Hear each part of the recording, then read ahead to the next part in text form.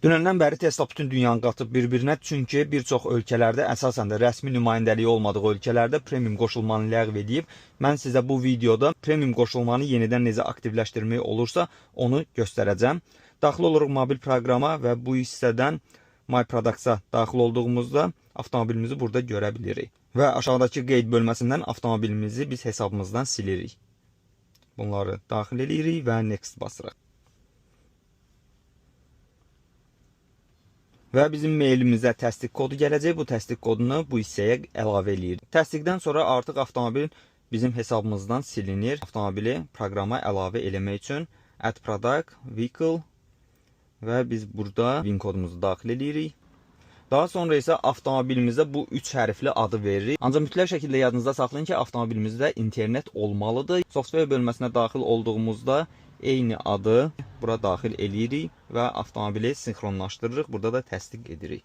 Daha sonra isə bizə qeydiyyat adresi seçməyimizi tələb edir və biz burada Azərbaycan yox, Latviyanı tapırıq və Latviyada istənilən bir ünvanı qeyd edirik. Məndə burada yaddaşda qalan bir ünvan var, onu daxil edirəm və şəhər olaraq da Riga olduğuna görə Riganı qeyd edirəm və həmin ünvana aid olan post indeksini yazıram. Növbəti mərhələyə keçirik. Biz sürücülük vəsiqəsinin ön hissəsini və avtomobilin texniki pasportunun ön və arxa şəkillərini əlavə edirik. Amma mütləq şəkildə nəzərdə saxlayın ki, sürücülük vəsiqəsi və texniki pasport, həmçinin mail ünvanındakı adlar və qeydiyyatdakı adlar hamısı bir nəfərin adına olmalıdır. Etibarnamə ilə sürənlər bu məsələyə xüsusi olaraq diqqət yetirsinlər və finişi basırıq. Avtomobil bizim hesabımıza əlavə olunur. Proqramdan çıxıb yenidən daxil oluruq. Və gördüyünüz kimi avtomobil artıq bizim hesabımızdadır. Açar kimi tanıtmamısınızsa, açar kimi də mütləq şəkildə tanıtmaq lazımdır.